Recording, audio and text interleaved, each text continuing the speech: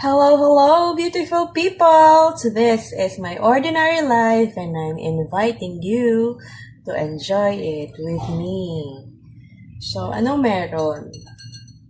Since malamig ngayon, gagawa ako ng pachamba paswerte. Basta kung ano yung available, lulutuin ko into, ano ba yung tawag? Sumptuous. Masarap.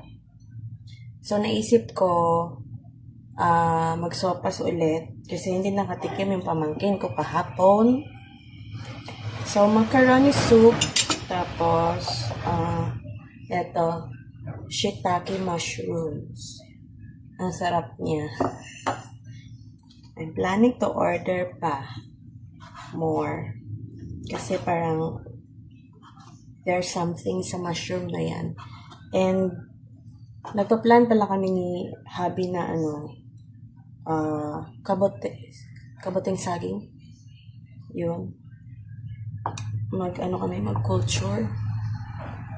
Kasi yung benefits noon marami. So, parang doon tayo sa healthier benefits na makukuha natin doon. So, dried, ito, shiitake mushroom.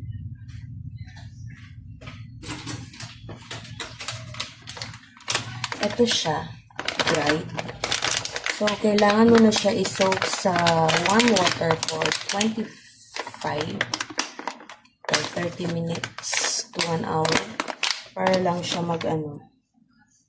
ayan, ang tawag doon, bumalik sa dati niyang size. And kung gusto naman na hindi pa naman siya gagamitin overnight na soaking in water, tapos yung tubig niya na pinagbabaran ay wag itapon kasi daw, according to Mr. Google, masarap siya gamitin. So, since sopas naman, naparami na ako ng laga ng tubig doon, din naman yun mag-evaporate. So, gagamitin ko pa rin ito. And, magdadrop ako ng egg. Yun lang ang magiging breakfast. Nagka-crave yung aking tiyan ng something mainit. Di pa ako nakapagkape. So, 1 glass of lukewarm water lang yung laman ng aking tiyan. And parang more than 12 hours na rin ako intermittent fasting. So, kailangan na rin kumain. Ito lang naman yung mga simpleng ingredient. So, nung lumayas ako nung nakaraang araw, nung umalis ako nung nakaraan, nakikita ko ng ganito. Ordinary lang to, pero masarap to pag niluto naman.